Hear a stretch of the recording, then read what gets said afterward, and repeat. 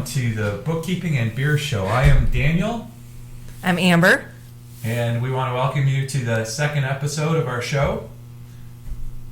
And as always, we want to tell you why we have our business and why we're doing these episodes for you. And it's to empower small businesses around their finances by removing confusion, fear, and uncertainty so that the business owner, you, will have clarity to expand, influence, and succeed in their business endeavors. Sorry about Great, that was a tough one. It's a what's the word, mouthful? You could say that. Yeah. So this week we are talking about adding professional services to your business. Mm-hmm. So every business has kind of like an ecosystem, whether you're a digital-based business, virtual-based like our business, or whether you're a brick and mortar business where it's like a restaurant or a different style of service-based business. Mm-hmm. So to start, I'm going to ask the question: what generally are different business support services in a business, Amber? Good question. I mean, I think of our businesses since we own two, and I think of, we don't do all the graphic designing for our business. We have a graphic designer. That's true. We have a marketing company that does marketing for us, so that would be another option. We have a CPA that does our tax returns. We don't do our own tax returns. Other support services can be like a social media person that is a specific niche to marketing, right? I mean, that's another one. Obviously, bookkeeping could be a support service, surprise. Yeah.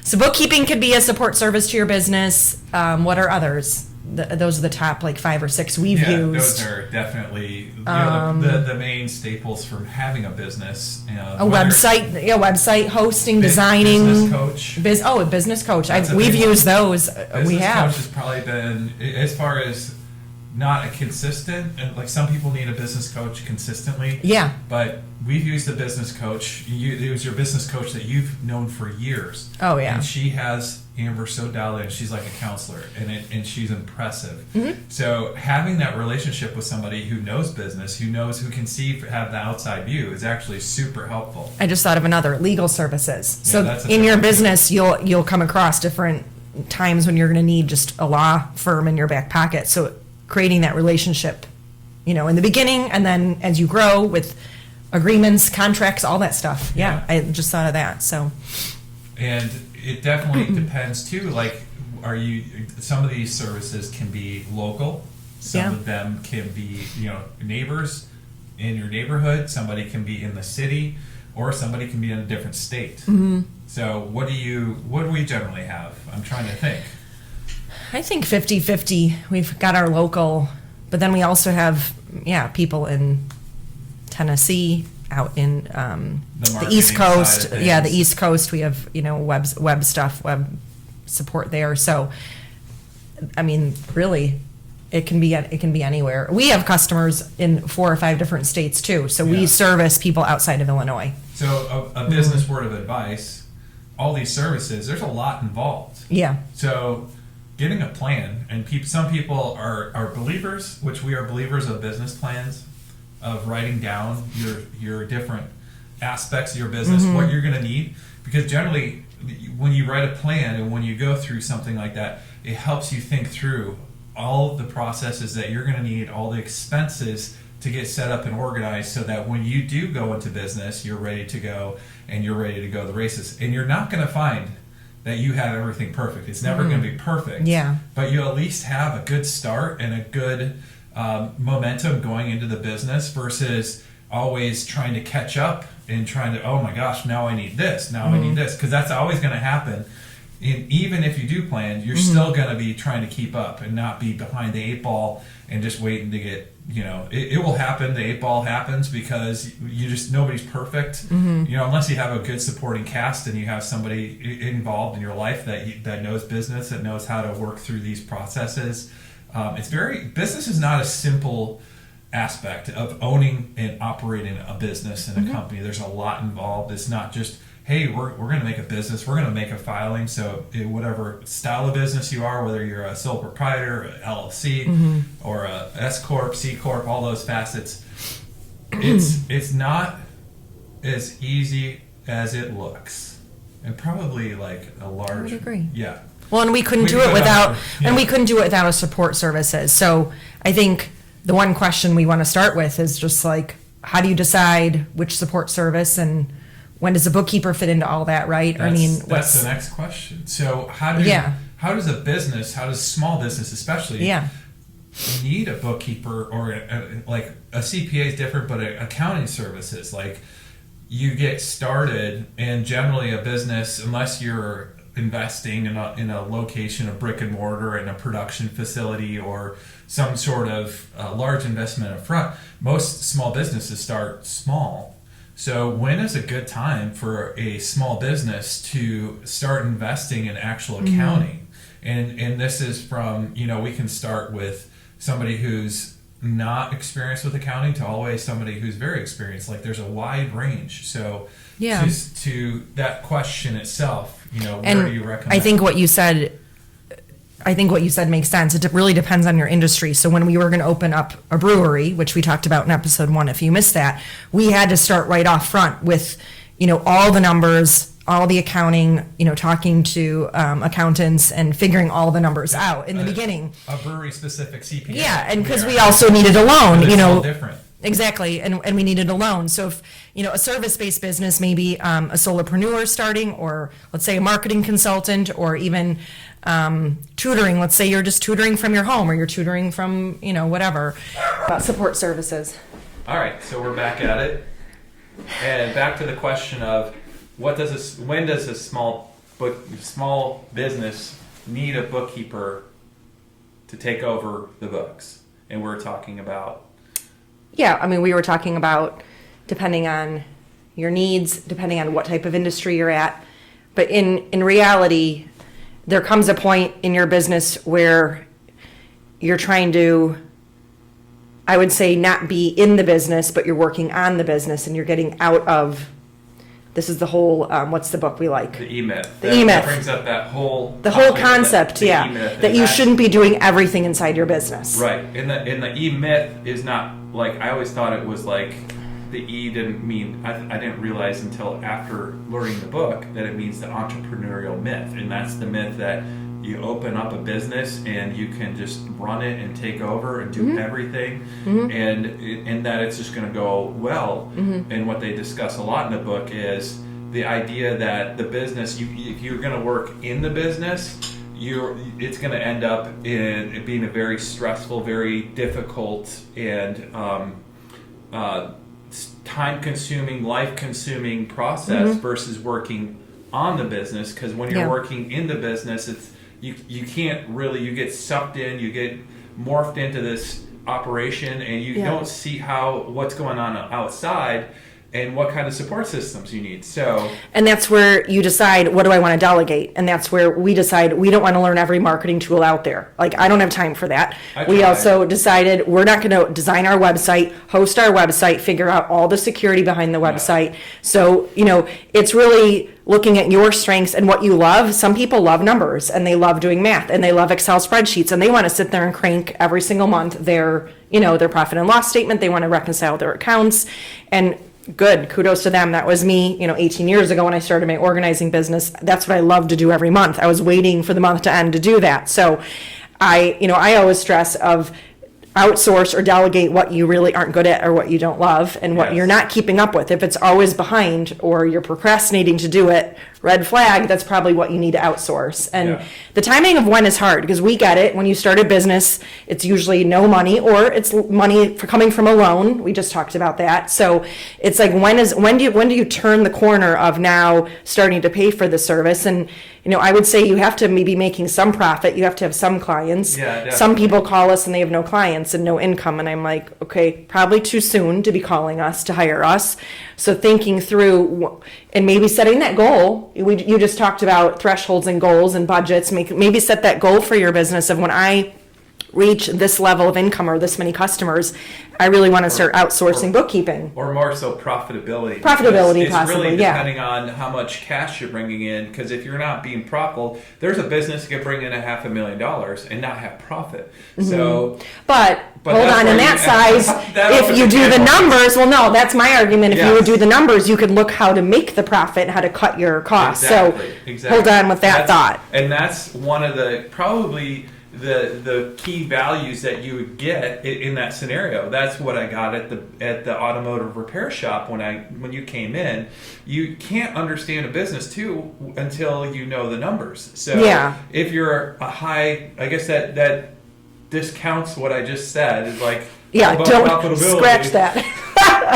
No, I know what you're saying. Yeah, right. You can don't want still to be- you can still make a ton of income but be not profitable. I Correct. follow that. Yeah. But we want to say get to a point in your business where you're like, you know what, it's time to outsource this. I have some money stashed, or this is going to be a priority. The other thing is, if you're not prioritizing bookkeeping and outsourcing that, then it's not valuable to you.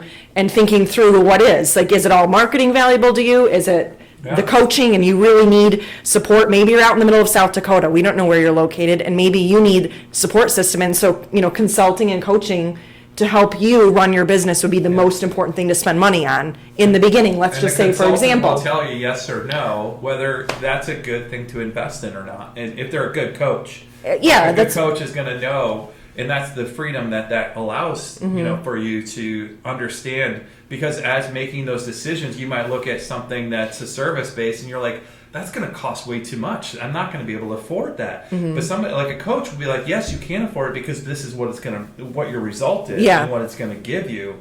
And that's a hard concept to actually accept and grow with in your company, because most of the time we're sitting here trying to pinch pennies and save every dollar you can. But when you look at some service that can help you produce more income down the road, it's not going to be instant. But if it helps you run the business more efficiently, it's worth the weight in gold. It's true. For that to come through. So summarizing, there's no perfect this day, this much money, you're that much, but weigh all these things we're saying and think it through. Essentially, the decision to move forward is based off of the advice or your intuition of what you desire to do with your company, your business, and what you want to outsource. Is it beer time? This is I think bookkeeping and I think beer. it's beer 30. Okay, It's go ahead. time. Let's go. All right, beer number 1. We are right around the corner. Actually, St. Patty's Day is this week, and you cannot look. Okay. Oh, that's right. This is a surprise. So if you missed episode 1, we pull out beer halfway through, talk a little bit, or taste test it. I try to guess what it is, and then we talk a little bit more, and we'll taste the second beer today, and that will be those 2 featured beers. So I am not looking right now with what you're pouring. Look at that. Ooh, so the color alone looks like caramel or red. Am I close with that? I think you are. Wow. That's a very good. This smells like something you've made in the past. Yeah, it actually does.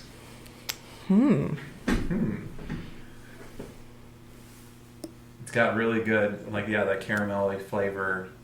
Yeah. It's really good. We are not, and just as a disclaimer, we're not professionals of taste testers. I really like this. Is this like an amber or an Irish red? I'm just guessing based on the You colors. got it right.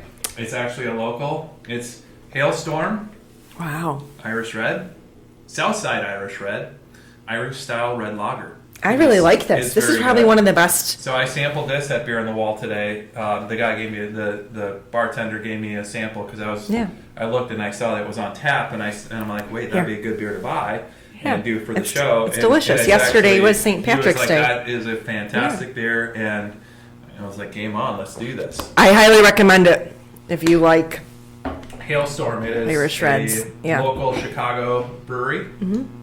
Never been there. Haven't had much of their beer, but this beer is excellent. Okay. And I love the fact that they have a canned on date. Oh, love that. That's impressive. It's fresh. It's good. Yeah, very fresh. Okay. All right, beer number 2. Oh, we're jumping right in. Well, did you want to not We jump can. in? Or? We can. All Go right. ahead. I was going to talk a little bit more about bookkeeping, but we can Let's jump in. Let's just Okay. get these, over Get these with. rolling.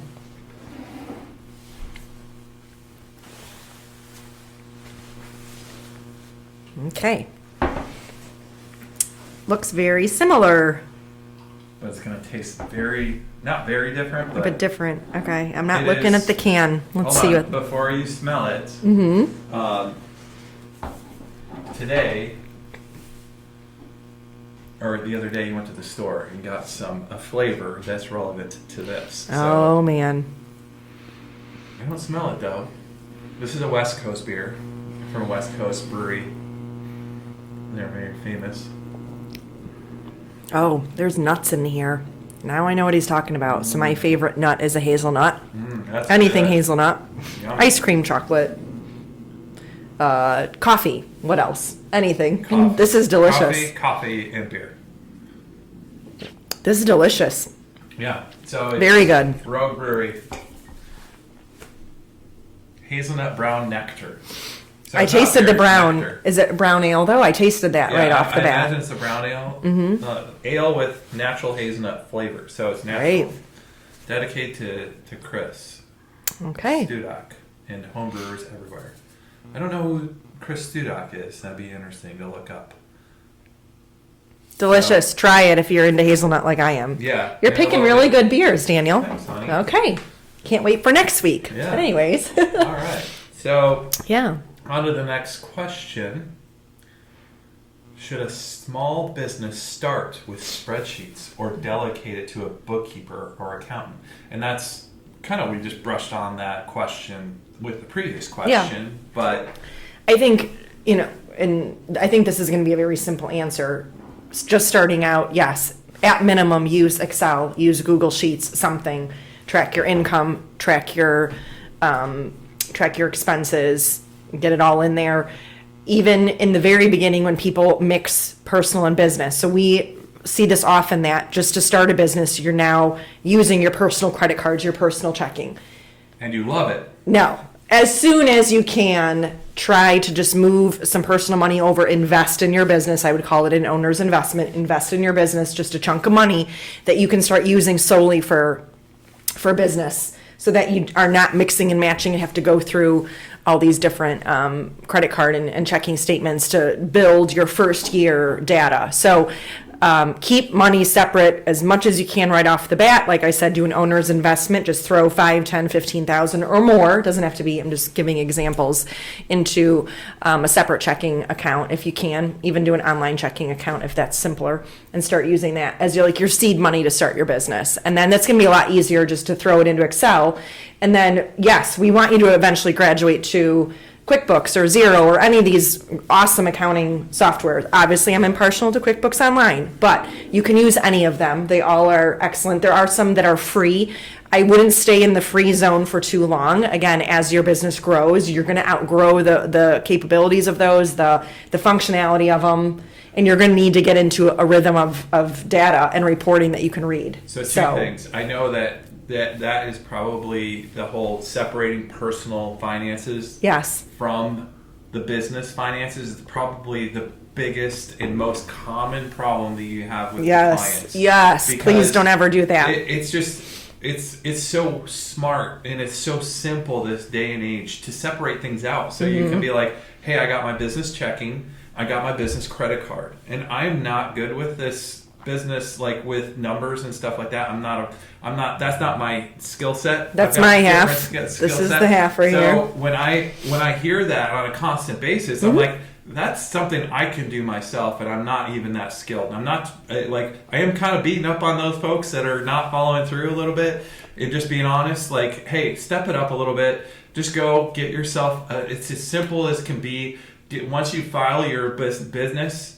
Well, that's through the IRS. That's not the most difficult. But thing, that's the hang up. Yeah. Without an EIN number, without your solopreneur SSN number, a bank is not going to want to give you a business checking. And Yeah. my point is, you can still open just a checking account. and call it, that's my separate business it money. out. It's seed money. Exactly. Just separate it from the beginning. Yeah. And a lot of the online banks, you can do that for free. And then you use your debit card through that Yeah. account. So everything's Yeah, funneled. flip. Basically, Exactly. you have a focal point of your business, whether you're Yeah. doing it as a realtor, because realtors really don't have a lot of separation. Like if you start as a realtor and you want to get involved in real estate, like you don't have a whole lot to worry about, because generally you're hired on with a realting company and they're just taking a percentage and you're just putting everything into one bucket. Looking Well, at it's it from commission, that- yeah. Yeah, so like it's a commission-based scenario, it's sales. And so when you're in a sales position, you generally don't have all these expenses to start up, because it's being covered over your production in the future by the expense that's being taken off of your commission. So those aspects, like it can be a very lucrative and profitable process of being in sales. But a lot of people fail to be like, from the get-go, just keep it real simple. Open another checking account. Yeah. So get things going. And then you do your Excel, do your Google Sheets, eventually get into software.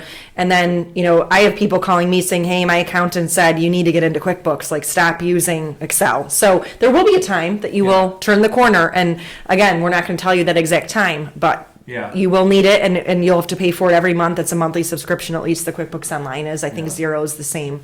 But anyways, next question. On another episode, we could probably get into how to set up a spreadsheet a little bit. And, there's probably other basics. locations of where to get that information and other formats that you can get spreadsheet templates that will have that set up. So spreadsheets, we got that covered. What is your experience when you have someone come to you with their business and their books are produced by a professional service and it's like, okay, I can see that's what's going on, versus a inexperienced or DIY scenario? Like, for instance, somebody's got a sizable business where they're bringing in a decent amount of revenue and they have a lot of expenses, and they're trying to do their bookkeeping themselves, because it looks like it's an easy process. Oh, we got all these softwares that I can use, and I can just hit the button and it'll do all the work for me. And with AI now, everyone thinks, oh, it just does it for me, and that's not true with any of these softwares. You still need a human eye on it, the concept of what's a credit, what's a debit, which that's another great episode we can do coming up. Yeah, that's a great, because debit and credit is not what you think it is unless you know accounting. We're going to keep going. It is bizarre. I've learned this, and it's like it's backwards than what we normal layman people think it is. So that's just a small, now I'm sidetracked, but anyways. That's a small little tidbit. What was I saying? I don't know. You totally sidetracked with debits and credits. Well, the question is, what is your experience when you have someone come to you with your business produced by... Okay, so it's not just about, let the software AI work for me, just automate everything. That's actually the worst case, because then you're automating incorrectly what should be doing. And there's also accounting principles behind all of these different softwares. Again, QuickBooks for me, there's accounting principles that you have to apply in different situations. And if you don't know, if you haven't taken even Accounting 101 or 201 or any of that, it's really just a shot in the dark. It's, again, if I were to do my own marketing, I would be shooting in the dark. I wouldn't really know what I'm doing. That's a great example. Like, even recently, I'm thinking marketing. I can learn marketing. And I'm sitting here, I'm the operations manager. It's like, and I'm trying to learn this stuff myself. There's so many different things. It's a whole education in itself. Yeah. And there's basic, simple concepts, because this day and age, we can get online, we can learn, let's watch a YouTube video and learn. That's just about anything. You can learn things. Yeah. Is it going to be productive and actually valuable, what you do, with the time that you put into it versus the time that you could spend somewhere else? It's like, no, let's try to hire people that know what they're doing. Yeah. And the marketing side of things, it just goes deeper and deeper and deeper. And the same thing with QuickBooks, or not just QuickBooks Online. It goes with anything that has to do with accounting, because you have the bookkeeping side of things, and then you have the CPA side of things. We even tried to do our personal taxes via TurboTax this year. We're thinking we can do it ourselves. I'm like, no way. Like, even through TurboTax, like, I've done TurboTax successfully in the past, but it's like when you're married, and then you have businesses and these different aspects. Don't bother. Just hire someone that knows what they're doing. It's valuable for us to pass this to our CPA, so we're confident in what he's doing. That's a good example of delegation. And then, and it's like we constantly have this battle of, and we do the same thing because we don't want to spend money where we don't need to spend money. But the thing is, like, actually, we should spend money in that place, and that's the hardest part about finding where does that value come in? Where is it, like, that amount of money that we're going to pay for that person to do that service is actually going to turn around and give me that much more mental ability to put into a different area so that we can keep going forward versus going backwards and trying to do it all ourselves. So I mean, so back to your question, really, to wrap up, I mean, it is people come to us that have had a bookkeeping or accounting firm in their books, and that's a lot better off than having no one in your books. And then there are people that just come saying, hey, I have my Excel spreadsheet, I'm ready to start QuickBooks. Great, we do that as well. And then there's the people that have tried and failed or tried and missed the mark, and we do a diagnostic review of what's the state of your books. Is it a B minus? Is it a F? Did you get a C plus, A minus? So there's all different.